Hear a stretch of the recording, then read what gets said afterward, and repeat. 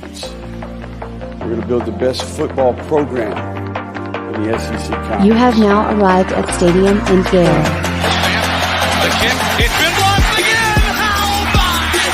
It's been blocked again! It's going to heat one deep down the field. It's going to be to the goal line. It's going to be gone! It's a touchdown! And the Gators have won the game! Kyrie Cleveland! How about it? I can't believe what I just saw! Dropping back to throw. Thompson fires the ball over the middle. It's Dory! It's Dory! Got a touchdown! Dory got a touchdown! Oh, man! Dory's got a touchdown! Ahmad Black, in his final game as a Gator, takes it all the way home and sends Urban out the winner. You have now arrived at Stadium in Gale. Boys and girls, ladies and gents, welcome to another episode of Stadium in Gale. It's your favorite Uncle Silk. And Dan. Same corner, same time. We think Nick is oversleeping. We're not sure. We'll see if he shows up here in a little bit, but we got a big show. How you feeling, Dan? I'm feeling good, man. I was in Melbourne, Florida this weekend for one of my good buddies' wedding. Had a great time there. Great weather. I got some sun, but ultimately, man, I will tell you, driving through Orlando is the dickens. Oh, for sure. Oh, my gosh. I mean, you're just A lot talking of about adding an tourism. hour of your trip just by sitting in traffic. Were you on I-4? Yeah, I-4, but I got to take the 417 around like downtown and everything else. But the second you even smell the mouse, the traffic is at a standstill. Yeah, it's uncivilized, man. But that's what comes with all the theme parks and the melting pot of different driving cultures from everywhere, man. It's a melting pot down here. But did you take up the dance floor? That's what the people want. I did. Yep. Yeah? There's some great video. There's some great pictures that I'm sure will come out in the next couple days, couple of weeks. I'll be sure to share those with the timeline. Got in my bag. It was a wedding. It was a small wedding, only about 70 people there. A lot of friends or a lot of family. Pardon me. Not a ton of friends of the bride and groom, and so we had to draw people in. And as you know, my dance moves draw a lot of people in. So we had ourselves a time. Sure. A little bit of your traditional music that you're going to hear at a wedding, your Rihanna's, your Bruno Mars and all that, a little Whitney Houston, and then, some EDM. So got into my rave bag a little bit as well. Oh, nice. Open bar? Open bar. Yeah, but yes, open bar, but limited options. They only had gin, whiskey, Merlot, and Corona and Yingling. No limes for the Corona. So just kind of an interesting little setup. Not going to ever down somebody for the choices that they make at a wedding, but a little light. I'm not a big gin guy, but maybe they're gin people. You got to have tequila at a wedding. I don't know why, but you got to have tequila at a wedding. But shout out to that. Shout out to the newlyweds. I just did 707 this weekend with Harlem. We got our first championship, first tournament he ever won. Just great time, man, out there. The weather was great. So shout out to the people that put that on. Coach Mack, whoever he is, he put on a lot of tournaments in the 707 world. But that's it. That's all I had going on. What's junior playing on 7-on-7? He plays mostly corner. Okay. I've been getting my daddy shenanigans on, getting at the coach about wide receiver opportunities because he wants to get the ball a little bit, but he's thriving at cornerback. That's his spot. Awesome, man. Well, congratulations to him. We've got some exciting news to share with you, but Silk, before we do that, are you surprised that John Ruiz and the University of Miami were the first people tagged with an NCAA violation? I couldn't think of a more greater person to get such a historic thing, right? Like, of course, it goes Miami down would in the be record books. Yeah, of course, it's Miami to be the first people to get hit with violations in NIL, right? John Ruiz is very loud with everything he does. I think a lot of this, and there's more. I think there's more coming out. I don't think this is the end of it. They're operating in a lot of ways. I don't think it's like right for his position in NIL, but he's too loud. And I've been saying that's been my take about it. I don't care about his business. What we already know, his business ain't what he said it is, but I don't care about that. I just think he's just loud and obnoxious in the NIL space. And it came back to bite him a little bit. What's your take? I know this is your bag, so what's your take? Yeah, no, I mean, I think being loud, doing things very publicly is going to always draw increased attention and increased eyeballs. I think the fervor in which he talked about how he was doing things illegally, or pardon me, how he's doing things legally, only is going to increase probably scrutiny. And when you tell people that you're doing things right all the time and you constantly shove it in people's face that you're doing it correctly, like this tweet where he said, "Do you think trying to be a snitch changes what Life Wallet Sports does legally? The NCAA knows exactly what we do, perhaps one of the few platforms they have personal knowledge of." You know, you start to call yourself out, and what happens? You violate the NCAA rule book. It's very clear, black and white, what you're allowed to do and what you're not allowed to do. There was another person involved that played the athlete representative that just happens to also be involved in both major NIL scandals, both the one at Florida and now the one at Miami.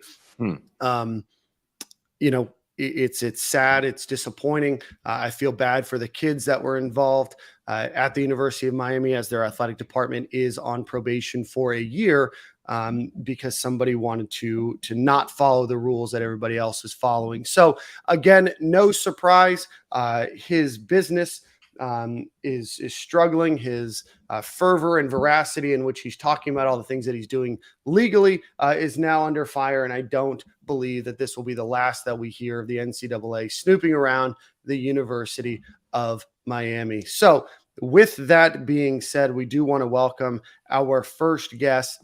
But before you do that, we do want to announce that Stadium and Gale is entering into a brand new partnership with an exciting new NIL platform at the University of Florida called the Gatorverse. So with that being said, we want to welcome Brian Klatsky from the Gatorverse onto the program today to talk a little bit more about what the Gatorverse is doing, how it's going to help the student athletes at the University of Florida. So with that being said, Brian, it's a pleasure to have you on the show this morning. Hey, appreciate it, guys. Pleasure to be here.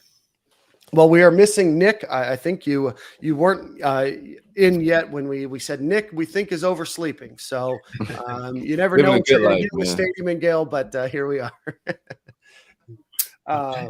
Brian, well, let's talk a little bit more about the Gatorverse. So, certainly we're excited about the partnership that we can have with you guys. But for those that are listening that don't know about the Gatorverse, talk just a little bit about your program and what you guys are trying to accomplish. Well, we're really excited about the Gatorverse for a variety of reasons. You know, and first off, we started this process really dating back to July of 21. And it's been a build from there. You know, we've tested our platform in a few different spots.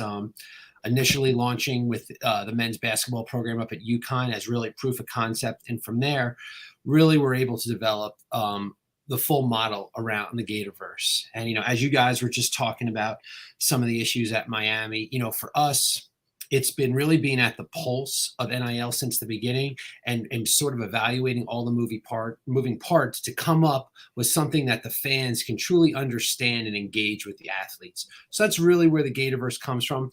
I'm not gonna hide the fact that I am a Gator. You know, I got my MBA here in Gainesville in '97, which you know, those roots go way back, and you know, that's brought some of my passion to this project. We're excited. So there are a lot of NIL platforms out there. There's a lot of different organizations around the country giving back to student athletes. Talk to the listeners about what somebody can expect from the Gatorverse, how you guys are trying to be different. You guys are doing some really neat and unique things. So I want you to shed some light on that as well. I think first we got to separate the difference between a fan model and a booster model. The Gatorverse is without a doubt a community built around the fan base to engage with the athletes, where a collective model is focused on boosters really getting behind raising capital into marketing agreements for the players. I think when the NCAA legislation, went into effect, I think the end game everybody was thinking about was how do you connect brands with those student athletes? And the collective became this really unexpected model that came out of that. What we want to do is get back to the roots of really connecting that fan and the athlete in really creative and innovative ways of engagement. So, one of the simplest ways, what we're doing right now with the men's basketball team and the women's gymnastics team is creating autographed collectible cards that you can call them rookie cards, whatever you want. They come on a, platinum, like an Amex platinum card. And what the end game here is, yes, we're going to reward the fan for buying this card, but that card's also going to open up a lot of utility. And for example, with the gymnastics team, buying any one of the athletes' cards also gets you invited to a meet and greet clinic with the gymnast that they will run. And we expect a lot of the young fans that, fill up the Exact Tech Arena every gymnastics meet to be out there to meet the gymnast and actually have a real clinic where they can interact and learn more about what it takes to become an SEC athlete. On top of that, it's also connecting this with merchants. This comes in both the digital and in the platinum card. And really the exciting part about it is the athletes are getting a majority of the revenue. So we use our platform to enable them to take advantage of their own personal NIL. And as you'll see, some of these athletes are really excited and they're very active on social media promoting, the whole project, because this is about rewarding the fan, not just writing checks and handing out money. Yeah, what NIL really was built for. I think it's important to just educate, because NFTs had like this stigma on it of it being like kind of fraudulent. And I think people need to realize exactly what it is. It's not just a random art. And I think the word you used best was utility, and expressing to the person. Can you dumb down that whole part of NFT so people not thinking they're just getting digital art, some random art. It also comes with a physical asset and some benefits, correct? Yeah, no, so that's a great point here. This is not an NFT project. This is not a crypto project. However, having that digital access pass enables us to do really creative things where you can show that digital NFT to get a reward at a merchant. And that is, and also that will also be your ticket to come to a gymnastics clinic, come to a basketball camp, come to an exhibition game, come to a tailgate. That is, and for us, the NFT isn't the value. We give away the NFT. Any kind of digital access pass that comes with the collectible is thrown in for free. We're not here trying to tell you that the NFT is valuable because it's digital art. We're telling you it's valuable because it's unlocking experiences, engagement with those athletes. And Brian, I want you to talk about the other side of that as well. I know that you guys are working locally with some merchants and some folks and businesses in the Gainesville market. But I know when we talked over the last few weeks, you mentioned that being a member of the Gatorverse could also unlock business opportunities for an individual that has a card or maybe coming up to Gainesville. Talk a little bit more about that side of the marketplace as well. Well, what's nice is, merchants get access to, athletes through the Gatorverse. For example, Stay Gainesville is an Airbnb operator in Gainesville. They have 64 units right now. Anyone that purchases any athlete's collectible is going to automatically get discounts at Stay Gainesville. The next layer to that is us connecting with local merchants. Just take a hypothetical here. You take a basketball player, you set a reward. If so-and-so scores 20 points tonight, come into this pizza place, bring your card, and you'll get a free pizza the next day. As you've seen, Chick-fil-A does an SEC deal where if a road team misses 2 consecutive free throws, then everybody gets a chicken sandwich, right? We want to be able to have local merchants that can't afford a $10 million promo deal with the SEC to say, hey, I can do a few $1,000s with a gymnast. If she gets a perfect 10, we have a reward at our, we have built-in discounts, but then there's also an extra layer of performance rewards. And that's what the technology has enabled us to do. And I think having a great team on the ground in Gainesville to connect those merchants opens up a lot of opportunities for the athletes. Absolutely. So Brian, talk just a little bit about your strategy. I know that you've mentioned the basketball program, you've mentioned the gymnastics program, as well as you guys have all under contract, but what's the goal and the plan for all student athletes at the University of Florida? No, and I think that's great. A great thought here. This is not a basketball gymnastics project. This is, all student athletes at the University of Florida. Obviously, baseball and softball are really the next 2 teams we're going to work with. From there, we'll get into the football team over the summer as a launch in the fall. Bring in women's soccer, all the Olympic sports. For us, what we've been able to learn over the last year and a half is that each of these sports have a tremendous fan base of their own. The gymnastics, team has their unique fan base. The basketball team has their fan base. The football team has theirs. So for us, it's let's build that whole model around each of those individual fan bases. No, I think it's awesome. Dope stuff, man. Well, Brian, before we get you off the call here today, talk to everybody about where they can sign up, where they can learn more. We've been highlighting the website here on YouTube, but let everybody know where they can sign up and learn more. Yeah, I mean, Gatorverse.io is really our landing page where you can really get introduced to everything, and from there, you can get into the basketball collection, the gymnastics collection. One of the things that we're really focused on is through social media, through podcasts, and through we actually have billboard going up on 75. There won't be one in town to share the story.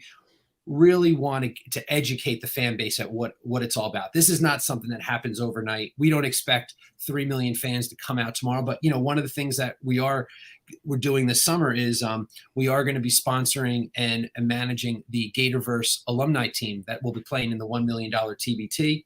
That will be coached by Torian Green, and we expect to bring a lot of Gator alumni back for an exhibition game in town. So to create a really fun event to have the fans come out and sort of see the Gator legends compete and prepare that TBT team to go out on the road is going to be a really fun event for us this summer. And I think whether you're actively playing professional basketball or not, I do think it'll bring back all the legends. I think you'll see Joakim, you'll see guys like that will come to town and probably want to play in the exhibition game, and other guys will want to compete and go through, that single elimination tournament for the $1 million prize. So for us, it's like, let's engage Gators of old and sort of create a connection to the current athletes. Yeah, I think experiences is very key in all this, and it's also a missing aspect of NIL, being able to actually get next to these players in different type of moments, to be able to, whether it's the basketball game, whether it's Trinity at a restaurant doing a pop-up show, whatever it may be. But I think the experience part, a part of these benefits packages, and also supporting the student athletes is pretty dope. Instead of just giving money to something, you know exactly what it is, and you got benefits to go pull up and actually engage with these athletes. It's pretty dope. And I think, what we ultimately expect to do this fall is being able to just, when you purchase any card, you're directly supporting that athlete. You're not just putting money in a pool. You're saying, hey, I'm giving pretty much all this revenue to this athlete. And what we ultimately expect is having tailgates around football games where your card is going to get you free food and drink and bring into Gatorverse events. And I think that's really what the fans want. I think just, writing checks get old. There's got to be a give and a take. And this is where I think we have the model where you connect the dots on all that. Absolutely. And do want to mention, Brian just mentioned the TBT tournament. Florida will be coached by Torian Green, Corey Brewer, Keith Stone, Kayvon Allen, Igor Kulichev, all on that team. And I think some more names to be announced. And we're super excited about the opportunity to partner with the Gatorverse as well. We're going to be excited to help them with some content, as well as really getting to know the athletes beyond just what you know them as gymnastics players or softball players or tennis players at the University of Florida. Really dive in and get to understand their story and who they are as individuals and create that personal connection. We're super excited about the opportunity to help the Gatorverse not only connect back to the student athletes, but also allow the individuals that do participate in the Gatorverse to receive offers and to be able to receive some benefits from it. At the end of the day, an NFT, while a digital asset, also creates a part of a community. And so we're super excited to be a part of that community with the Gatorverse, with Brian, with his team. They've put a lot of hard work into this. It's a proven model that has worked at other schools as well. And we're super excited to see its growth at the University of Florida as well. So with that being said, Brian, any final thoughts before we let you get on with your day, my friend? Well, I'll tell you, the funny thing is, on that TBT thing, those were the early commits that are on that graphic there. As soon as that went public, the phone's been ringing off the hook. Everybody wants to reconnect. The legends want to come back. They want to run it back again, have the champions, get another national championship. Y'all need to If I need a point guard podcaster, you guys can holler at me, man. I'll run the point out there. I love it. All right, I love guys. it. Well, Brian, we again appreciate your time. Again, go check out Gatorverse.io, and we're super excited about our continued partnership with the Gatorverse. And with that being said, Brian, you have a great rest of your day, my friend, and we will talk with you soon. All right. Thanks, guys. Appreciate All right, it. have a good one, Brian. Thank you so much. Brian Klasky with the Gatorverse. We're super excited about, like I said, the opportunity to partner with the Gatorverse as we continue to move on and try to help and benefit the student athletes at the University of Florida. So, any final thoughts? No, I'm just excited. I like the, me, I'm a big fan of NFTs. I think there's the future in a lot of aspects, but I think people were utilizing it wrong and doing a quick money grab from, the ignorant people that were getting into the space. Some people made money, but a lot of people lost out. These guys are using it in the correct way. So I'm excited about being involved in something like this, doing some media around it, helping those guys out from our platform, man. Absolutely. So go check them out. Gatorverse.io. We've got to have a few announcements before we get on the show. Just got a call from Nick, so that'll be interesting. One who announced that Stadium and Gale will be on the berm at 6:30 p.m. this Friday, March 3rd. The Florida Gator baseball program will be taking on the University of Miami, now under probation, thanks John Ruiz. We will be there at 6:30, and we will probably be going to the Swamp Restaurant before at around 3:30, 4 o'clock. Stay there for a bit and then head over to the game. So we will have some more announcements about that shortly. But again, baseball tickets, we will be sitting on the right field berm. They are $10, I think $11 after you pay a fee. And we're super excited to be doing that. Nick, Silk, myself will be there. Brooke will be there. Harlem will be there. Lion will be there. A nice group of people. Yeah. Hey, Velo, man. Everybody that's in Gainesville, if you just pull up and hang out with us in right field, it's $10, $11. Gonna shoot some fire visuals. And also at the Swamp, the Stadium and Gale brick out there. So I got to swing by there and flick it up. Yeah, absolutely. Well, let's get on to the show. As always, we do want to thank Alan Horn with Alan Horn Insurance. State Farm, based out of Georgia, but if you're in Florida, Georgia, Tennessee, or Alabama, and you are looking for insurance, whether that's life, business, auto, RV, boat, renters, retirement planning, whatever it might be, give Alan a call, 706-692-2888, or visit him at alanhorninsurance.com. Again, 706-692-2888, or Alan, ALAN, Horn, HORNE, insurance.com.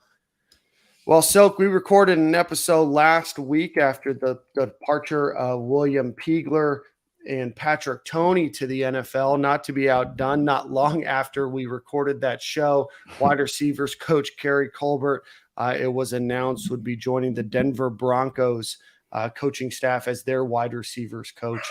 So that leaves Florida with 2 openings, with the addition of Austin Armstrong as the defensive coordinator last week. So, Silk, what are your thoughts on Keary Colbert's departure? Just gonna be just blatantly honest, man. Like, these guys are gonna bounce if they have NFL options. We're blessed that Corey Raymond is gonna be hanging around. We'll talk about that a little later.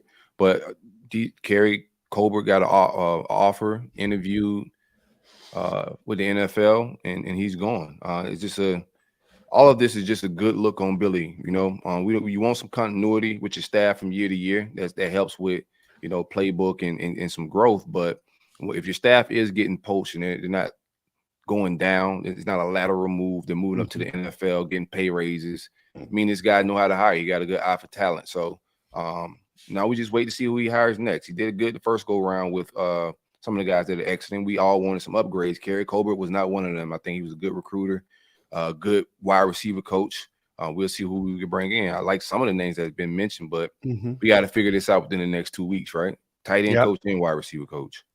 Yeah, I know that there's been a lot of talk about what that wide receiver coach position could look like. Ike Hilliard is a name. Obviously, you guys will remember him as one of the best wide receivers in Florida Gator history. Spent a long career in the NFL and then a long career coaching wide receivers in the NFL. He was most recently the wide receivers coach and co-offensive coordinator at Auburn University. I know he is on the market. That's certainly a name that you can look at. I know Justin Stepp from South Carolina is a name that people have thrown around as well. Eric Keesaw, who was just announced as an offensive analyst and former offensive coordinator at Auburn, is somebody that has experience for that role. David Decker, who is also a quality assurance coach, is another person that could be thrust into that role as well. David Decker, has worked with Billy Napier from his time at Louisiana and was brought over to the University of Florida. And then Jeff Scott, again, a name that we talked about. And, has not, despite rumors out there, has not agreed to join the Clemson staff again. Discussions that he wanted to take a year off, but could a position as a wide receivers coach at the University of Florida entice him? That is to be seen. So do you want Florida to go the outside route, or would a name like Eric Keesaw or David Decker be enough for you? No, I want to go outside. I don't want to just keep it all the way a bean. I want to go outside. I think I at least want to match the caliber of guy that was just here. I don't want to take a step down at that position. Ike Hilliard is an interesting name. He's coaching the NFL. I just don't know about his recruiting chops. He was over at Auburn for a little bit. Don't know how much of a recruiter he is, but it's a former guy that knows the lay of the land a little bit, and also has that Louisiana tie that Billy has. He's originally from the Louisiana area. Wouldn't mind Ike at all, but there's some names out there that I'm interested in. I know I'm forgetting South Carolina's receiver coach. Justin Stepp. Justin Stepp is the guy that I would like to get up and comer. I think he's going to be a fast riser in the coaching ranks. Wouldn't mind going after him if that's a possible poach. There's some there's some Billy ties because they both went to Furman, I think. Not at the same time, but they went to the same university. Those are my two guys right now. Yeah. I don't want to self-promote. I know we're last minute, so that may be a thing because you got 2 weeks before spring. So that may be a thing that we do, but I'm not a fan of it. I think we should go get somebody at least the caliber of Keary Colbert. Yeah, no, I would agree. I know that Dallas Baker is a name that a lot of Gator fans have asked about. Wouldn't mind Dallas Baker. Baker obviously was the touchdown maker at the University of Florida, an incredibly talented wide receiver, had a bit of a career in the NFL as well, had previously coached at Marshall, previously coached at Buffalo, and now is the wide receivers coach at Baylor. We do know that Dallas Baker was very interested in joining Dan Mullen's staff as an off-the-field assistant or in any role. He was not given that opportunity, ended up at Buffalo after that.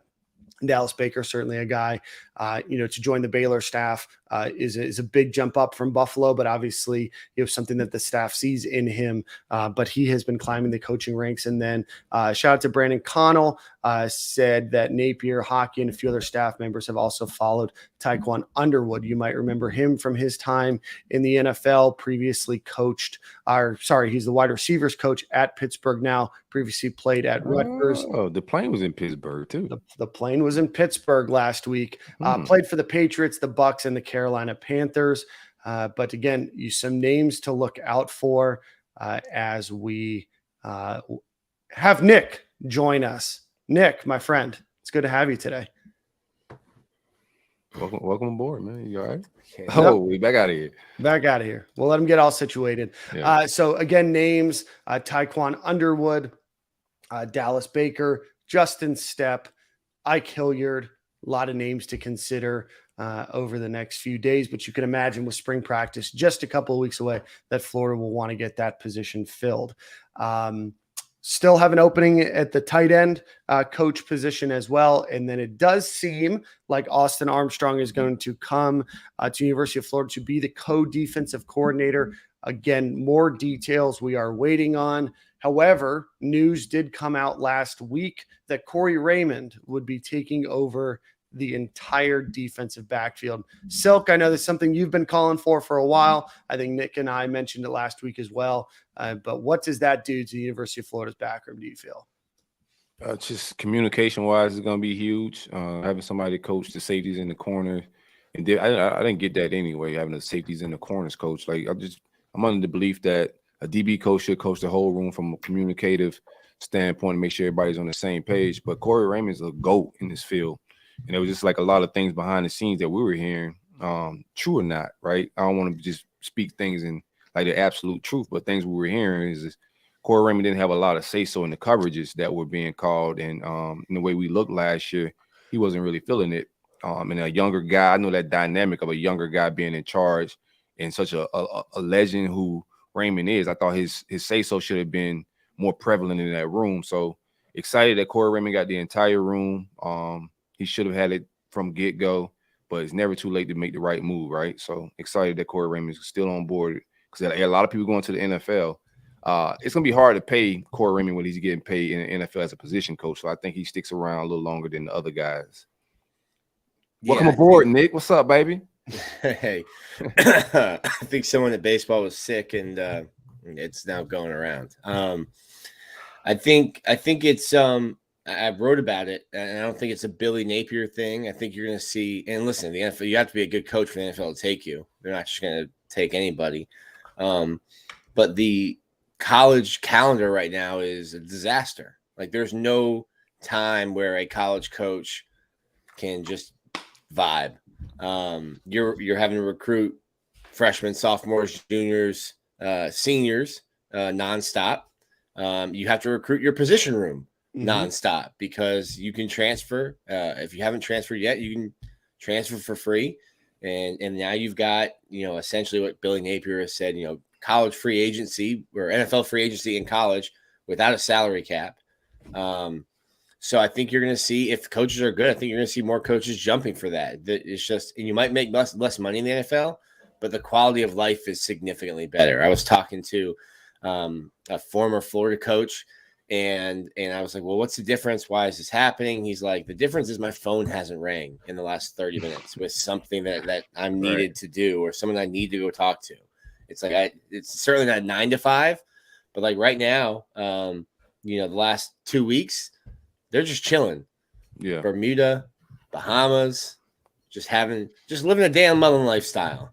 Yeah. The thing about it, like the average fan may not realize, when the NFL ends, they don't have to go recruit. They just really vibing, right? And then to OTAs and all of that, and the mini camps and stuff start. But as a college coach, there is you get little weeks here and there, but the downtime is not a lot, bro. You really earn your money in college football as a coach.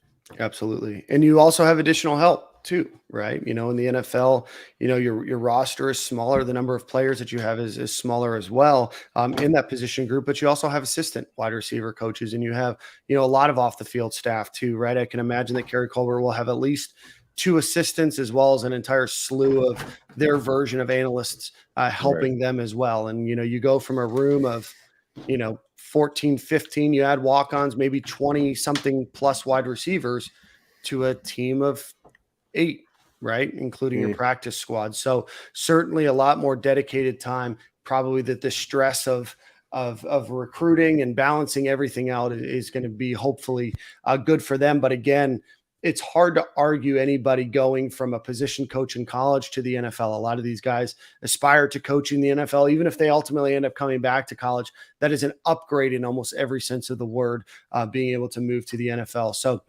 again, while the Gators find themselves in a position where they're trying to find now 2 new coaches for 3 departures, Florida certainly, you have to applaud the work of those guys that did get pulled off of Billy Napier's original staff into the NFL. Already. Well, I think that last thing you said, Dan, is something that like a lot of college fans don't get or don't believe, that like the NFL is a step up. Like that's a rung up the ladder. Right. You know, and The we're world they obviously, live in. we're obviously college football fanatics here, but the NFL is the penultimate, or it Yeah. is the ultimate goal for most coaches, to get That's there. what Dan Mullen was trying to get. That's what happened to our last season, man. But That's- that season with Trask, he was trying to get to the NFL, man. That's what he didn't want to recruit no more. A lot of these coaches hate what NIL is. Like it's way more. It changed the power dynamic, and Correct. that's what it was. In college, it was. I mean, Nick Saban gets to Miami, and he tried to make, I think it was Vernon Carey, or it was an offensive lineman, tried to make him run after practice, and the guy just walked off the field and was like, "Talk to my agent." And in his contract, it was like there's no extra cardio for him after practice as a form of punishment. And Nick Saban's like, "What the hell is this?" Yeah, I remember. And now you go in college, and you have guys on rosters making more than the wide receivers coach. Yeah, no, I think Ahmad told the story when he was playing with the Bucks that there was an offensive lineman, I forgot who it was, that they wanted him to run wind sprints after practice. And after practice was done, he just walked off the field. And coach said, "You have to run wind sprints." He's like, "I'm not running wind sprints," and then just kept walking. So I'm rich, bro. You're not gonna tell me to go run wind sprints after that's like telling like somebody to do overtime right at a job. Like, do I get overtime benefits? Practice over, fam. I'm out of here. Practice over. Practice is over. So again, congratulations to Keary Colbert. You know, Keary, I think surprised. I don't know if it's a surprise as much as exceeded expectations when he came over. Comes over to University of Florida from USC, where they just didn't perform very well. Recruiting was probably not what a lot of fans wanted when they saw, his name and his production, but what he was able to recruit for this class, what the wide receivers were able to do with a pretty depleted room, I think shows why Keary Colbert was able to make that jump up to Sean Payton's staff, right? It's not just a new coach or a coach that's fluttering, trying to make it work. You have one of the best coaches in college or in the NFL hiring you to be their wide receivers coach. So congratulations to Keary Colbert. Depending on the hire, I expect our wide receiver recruiting to stay on par because we have a lot of off the field. A lot of people in that army have some great relationships, man. That's what helped us land this class that we had as well. So depending on the hire, I think we're going to stay kind of in the same echelon of a wide receiver recruiting. I expect it to stay elite. All right. Let's see. The Gators it has been announced that the Gators are adding another walk-on quarterback, Micah Leon, who had previously been at University of Connecticut and former North Carolina State quarterback, has announced that he will be coming to the University of Florida as a graduate student and as a walk-on. He has 1 year of eligibility remaining. Let's see. Statistically, had one performance in November where he was 10 of 13 in a very UConn-like performance of just 62 yards. So originally from Delray Beach American Heritage High School, walked on at NC State in 2017, and then transferred to UConn. But he will be coming to the University of Florida as a walk-on quarterback. Nick, have you heard anything about Micah Leon? From the 5-6-1, he might start. I don't know. No, Gators out of quarterback. I hadn't really heard anything about him. There's a couple walk-ons. I think you need those walk-ons just to be able to run practice the way you want to run it. Like Max Brown, I hope he's enjoyed sitting in the clubhouse and watching baseball. But like he's not going to miss a football practice because he's going to be away from Condren and on that practice field. It's going to be a 2-person race at quarterback. So that is the plan for Max Brown. He's gonna play a lot of. He's gonna stop baseball for a little bit and do his spring football. He's not going to miss a meeting or a practice for football. Now, if there's a day where he can do baseball. If football has an off day and he can go to baseball, he can do that. How good of a baseball player is he? Is he a future starter there? Like, what's your take there? That's tough because I've only seen him in practice. He hasn't gotten into a game yet. And he hits well in BP, but like he hasn't. Hitting's tough. So it'd be easier to play both sports if you were a pitcher, and then all you have to do is come in and pitch. You can throw on the side no matter what, and that's the same. Hitting, to not hit live pitching and then for over a year, and then to come in and now you're trying to get your timing back with Florida's pitching staff. Right. Hard. So he wasn't playing. He wasn't hitting the ball super well when I was there, but those were like his first 10 at-bats against live at-bats. And now you're going to go away for a month and then come back. Like, there's no way you're going to go away for a month, come back, and then by the time he comes back, Florida's in the middle of SEC play. There's no way you work yourself back in. I think it's really tough to play two sports. And I'm sure they're going to let him play baseball as long as he wants to, because they want DJ Lagway to see, look, you can do both. But the reality of it is doing both is really, really hard, especially if you're a hitter. It's good content, Nick. Appreciate that, Nick. Let's see here. Let's get a quick ad read in for our friends over at Home Field Apparel. Visit them, homefieldapparel.com. Use promo code Stadium and Gale. They just announced a new Missouri line. If you have friends and family from Missouri or fans of Missouri, go check them out. Again, about 17 different options for the University of Florida, including this baseball script logo shirt that I'm wearing. Go check them out, alumnihall.com. Promo code Stadium and Gale will get you 15% off of your order. There is a new, let me just pull it up here on the screen. There is a new mock draft that has Anthony Richardson. So going number one. Yeah. CBS Sports has announced one of their mock drafts. Anthony Richardson, number one to the Indianapolis Colts. I believe that involves a trade up for the Colts to do that. But Silk, you mentioned before the season started that we had a first-round quarterback on our hands. Obviously not the season that I think a lot of fans wanted. Athleticism, measurables, everything that you look for out of a quarterback is there. Anthony Richardson, for the first time, I believe, has been mock drafted number one overall. Yeah. Even during midseason when he was somewhat struggling, like people talk like, this is my thing. People talk like our offense was looking like Miami's or something last year. Bro, our offense was explosive. It wasn't perfect, but for year one, man, it was explosive. 32 points a game. So people acting like he's just going just because of his upside and he wasn't productive. He didn't do anything good on the field. Are just absolutely nuts. He put together an impressive season when you just look at his physical tools, and we had some explosive plays, and people are starting to, the general public are starting to play those highlights and peep into like Anthony Richardson at his highs. And at his highs, he's like, there's nobody else you can compare to him in this draft.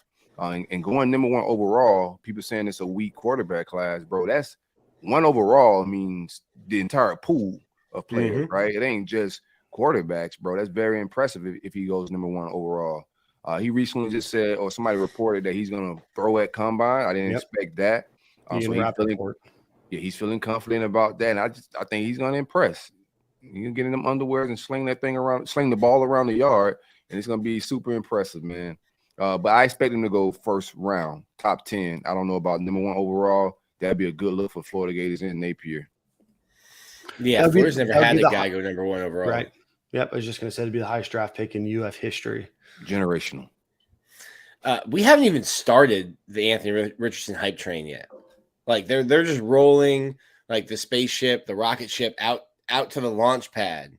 Like he hasn't even run a 4.4 yet at 250. He hasn't even thrown, and I think it's a mistake to throw at the combine. He hasn't even thrown at pro day yet. He hasn't jumped 45 inches yet. Like we haven't even really taken off. The Anthony Richardson hype hasn't even taken off, and you're already seeing NFL teams who are now cutting on the film being like, yeah, that's the dude. Yeah, no, Sean Simmons in the comments saying y'all are straight up lying about Anthony Richardson. I don't think that we are. I think what we've said about Anthony We're lying so good that the NFL believes us. That's what's going on. NFL believes our lies. That's how good I lie. You know what I'm saying? They read my tweets and saying, yeah, that boy Silk might be on to something. Let's pick him over number one overall. I could just see the GM of the Colts just funneling through, at Uncle Silk, and at AR with a tagged AR or Richardson. I think that we've been very, very I think we've played both sides with Anthony Richardson. I think that we've said he obviously needs some help with his decision-making on the field. Certainly there's areas of opportunity to improve on those small to middle throws. Anthony Richardson was not perfect last year, and he is not a perfect quarterback right now. I think that when you look at projecting into the NFL, you look for the measurables. You look for, is this and could this be somebody that we coach and train up to be our franchise quarterback? And I think it's hard to look at Anthony Richardson with his speed, size, arm strength and say, hey, this isn't a guy that could be that, right? The NFL is full of very cocky and confident personnel and coaches, right? Personnel members and coaches, right? So all of them are looking for players that they can mold into that generational player. And they also look at areas where accuracy. Anthony Richardson only played 13 games in his career. Throws, right? Those small and medium passes. Anthony Richardson will be a full-time quarterback. He won't be balancing that with going to school and being limited by a certain number of hours per week. You look at the holistic picture of what Anthony Richardson brings to the table. And will he go number 1 overall? I don't know. But do I think the hype and a number of mock drafts are going to come out after the combine that put him at number 1 or at least in the top 5? Absolutely. I think they're only going to go up from here. Yeah, another thing, like you said, he's played 13 games. Like, who in the history of football played 13 games and went number 1 overall, right? He needs reps. Like, those short throws that he's missing on, he needs reps. Dan Mullen robbed him last year, playing Emory Jones ahead of him. Think about that. Dan Mullen had a guy that's about to go number 1 overall sitting behind Emory Jones, which is like, that's crazy on your resume. So, like, he should have got more reps last year, and that's what handicapped him more than anything. Those 13 games that he played were impressive enough, and these guys are professionals. They know. They watch the Mahomes. Like, people forget Patrick Mahomes wasn't who he is coming out in the draft, but what he turned out to be with some real professionals molding him and coaching him is absolute the best young quarterback in the league right now. And AR has those same physical tools to be one of the top echelon guys, like the Lamar Jacksons and the Mahomes of the world. Josh Allen. What was Josh Allen coming out of college, right? A bag of Bills took a bag of potential, right? Yep. You know, when you think of how many players were drafted in potential, maybe higher than you look at their college production, you know, and then you look at their production in the NFL. Right. Again, nobody is saying that Anthony Richardson is a surefire NFL Hall of Famer. We are saying that Anthony Richardson has the tools and the measurables. I'm saying I was right. that's all that matters. Sean, again, I know you're in the comments saying we're delusional. We're not the ones saying that Anthony Richardson's going number 1. It is the mock drafts that are saying that Anthony Richardson right now is being projected as not only a top 10 player in the NFL draft, but maybe the number 1 overall. We will see in just a few short months. Nick, glad to have you on because I was going to have to do some baseball coverage. Gators go 4-1 on the weekend. Big win against USF on Tuesday. Blew a big lead in the 9th inning on Wednesday to lose that game and then go and sweep Cincinnati for their 2nd straight weekend sweep of the year, including a history best 8 home runs in the game on Saturday. But Nick, break down baseball last week for us, buddy. Yeah, this team can hit. And like I said before the season, you're going to feel good Friday night and Saturday night whenever you've got those 2 guys on the mound. Florida has to figure out the bullpen. And that's probably dating back to last year. You know, they had a tough time getting outs 25, 26, and 27 last year as well. This year, Florida averaging more than 10 runs a game. They're averaging a couple home runs a game. Jack Caglione, Jack Toney's got 5 home runs or 6 home runs on the year, hit all 6 this week, including 3 on Saturday, the same day that he pitched. That Wednesday game, Florida, it was errors and then the bullpen. And it was guys, you know, that like Blake Purnell, who had a bad outing again on Sunday that Florida counted on last year. Purnell had 36 appearances last year, which is the most of any pitcher. So they've got to figure some things out. And you can't ask Brandon Neely and Cade Fisher to pitch every single game out of the bullpen. You've got to find some other guys. Once Pierce Capala, who's 6'8" and had back surgery, so I'm guessing that affects your recovery time.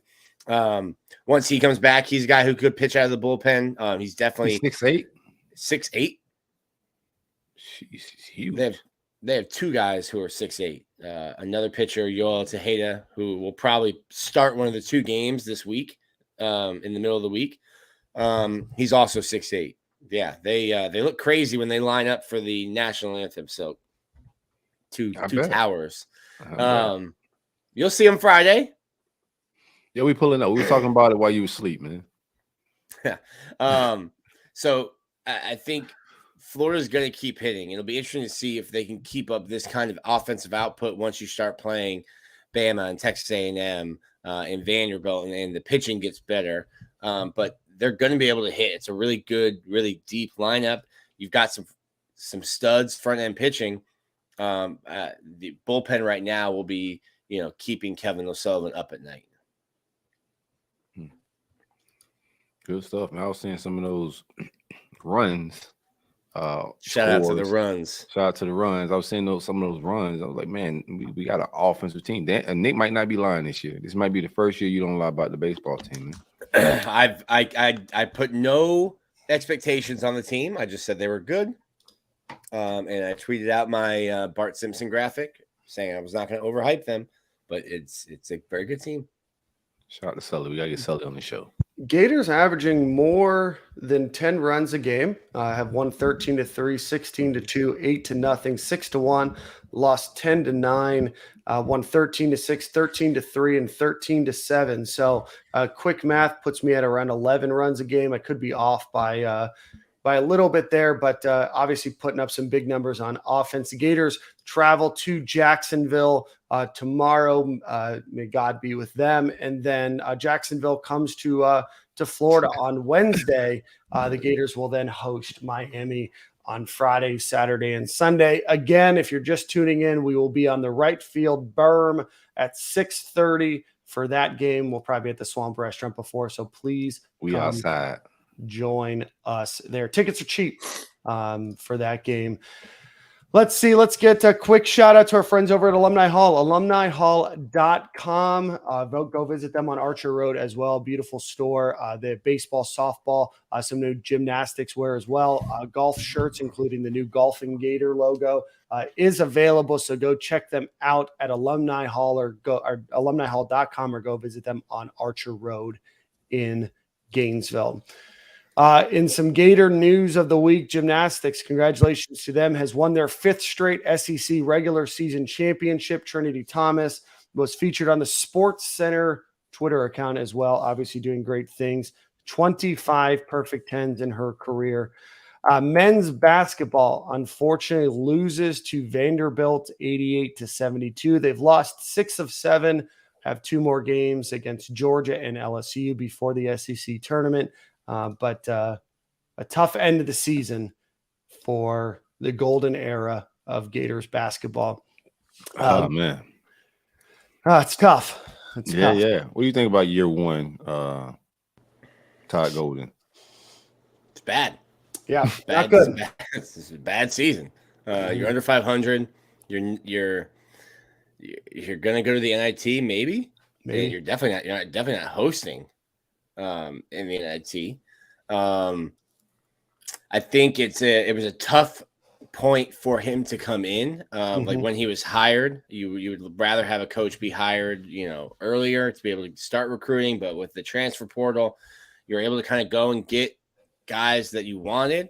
I don't think they missed on any guys that they wanted, but they might have had a bigger pool to select from if he had been hired earlier. Obviously, with San Francisco making its run, that wasn't going to be reality. But it's a tough year. A tough year. You're going to finish under.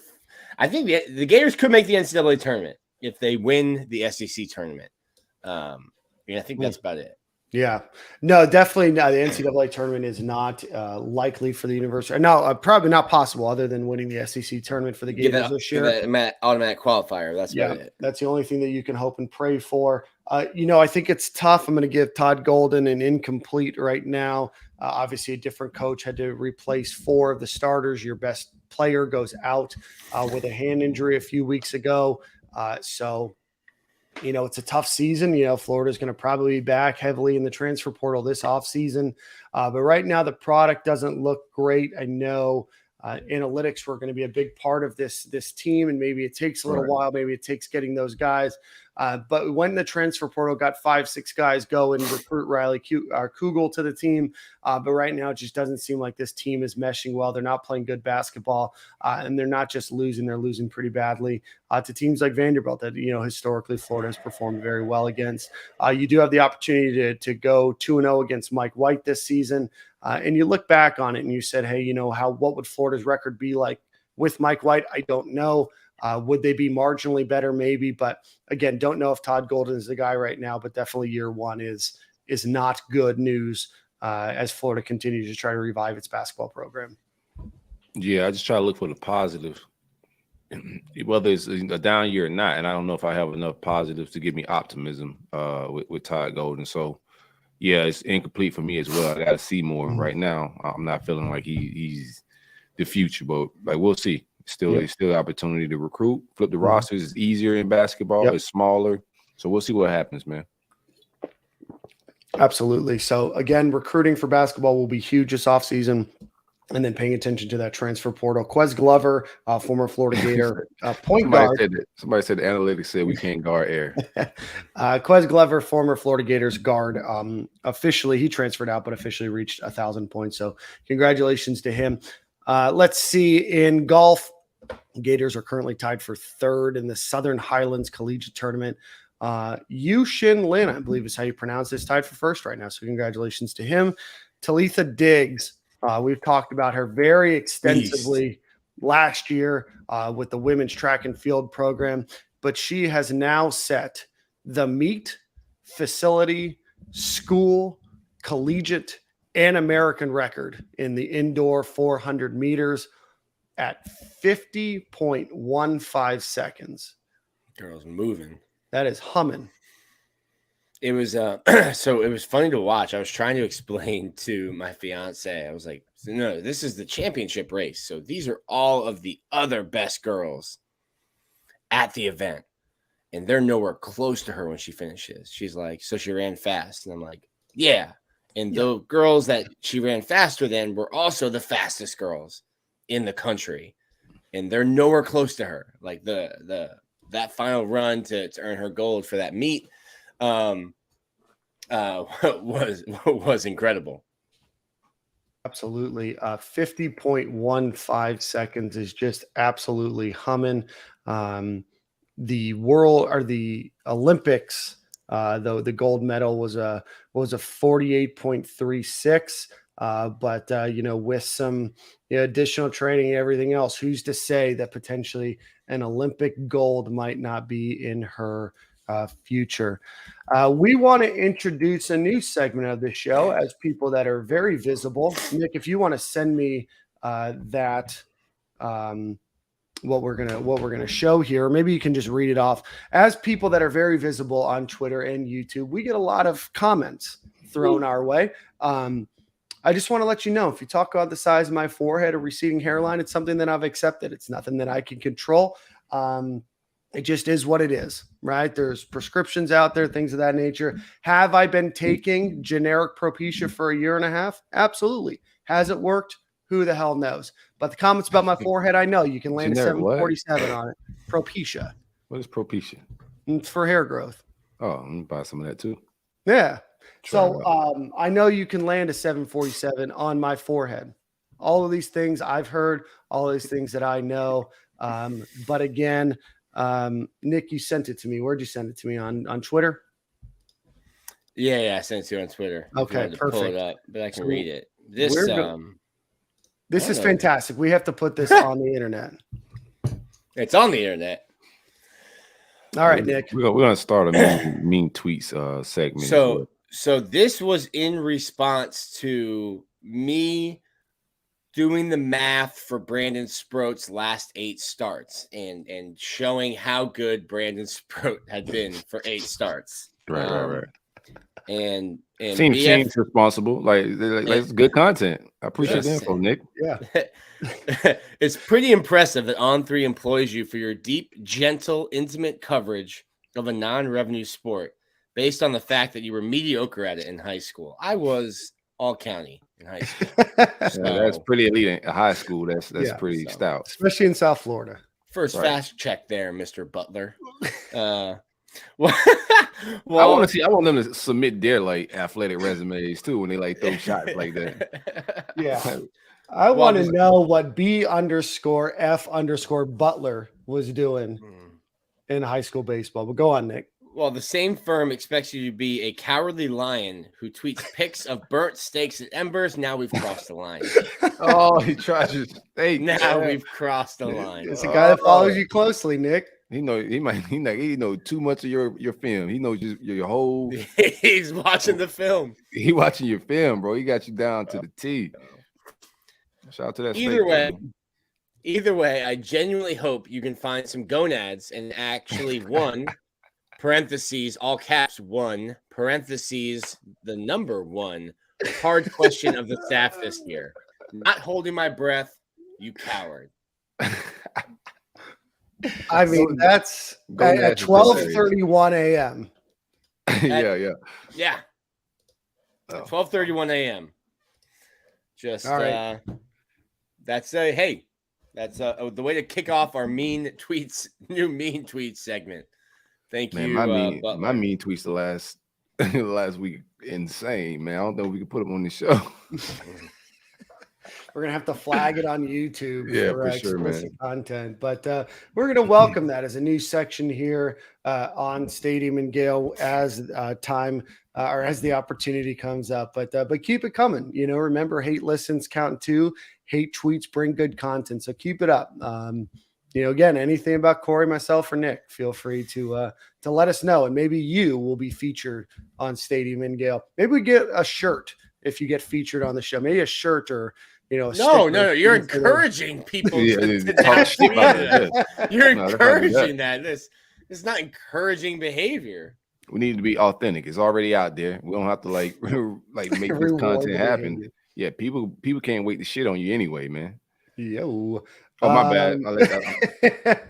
Got too comfortable. My bad. Let's do. I think we're about near the end of our show today, but do want to give a rundown. Baseball 7-1, men's basketball is 14-15, women's basketball is 16-13, 5-11 in the SEC. They will be 11th. The 11th seed in the SEC tournament, and that starts here shortly. Gymnastics is 9-1 as they head into the postseason. Lacrosse has started off rough, although 1-2 right now. Softball is 11-3. Tough weekend out west. Swimming and diving is 5-1 for men and 6-1 for women. As we talked about last week, both won the SEC tournament. Men's tennis is 5-5, and women's tennis is 5-2.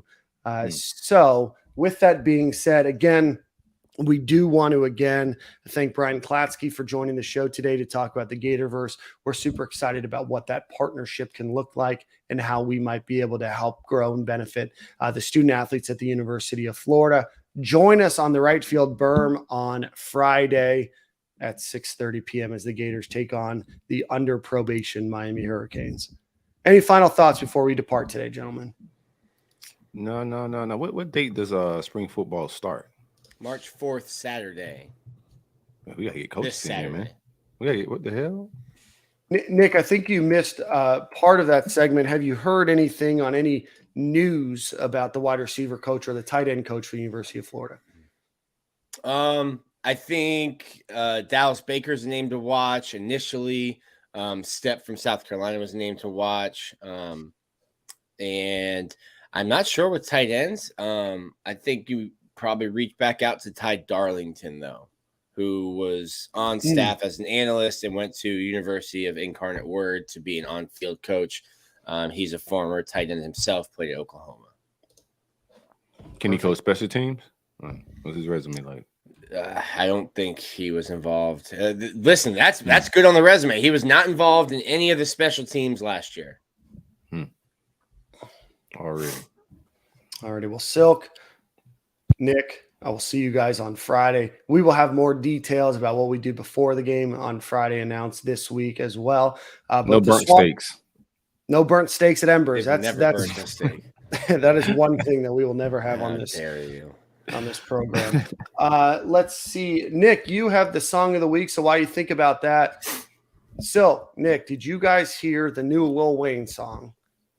Yeah, he's going crazy. Yeah, he's going crazy. We're back in his bag, Nick. Well, Nick left the group chat, so like that's why he didn't hear it. Dan put the song in the group chat. That's how I heard group it. Chat? Did that leave? Yeah, the roll up group chat.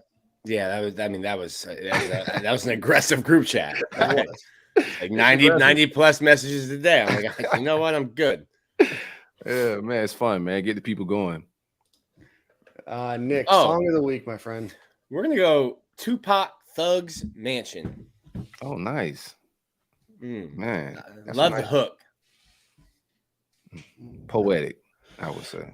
Well, gentlemen, we will see you on Friday. Should the Gators announce any new coaches this week, we may do another pop-up show. We appreciate you for listening last week. But again, it will be announced this week. I don't know what's taking Florida so long, but like he's in Gainesville. He's here. Austin Armstrong? Austin, yeah. Yeah. I'm saying Anthony because I'm looking at Thug's Mansion. Well, perfect. Well, gentlemen, we will see you at the same corner and same time next week. Already. No burnt steaks, man.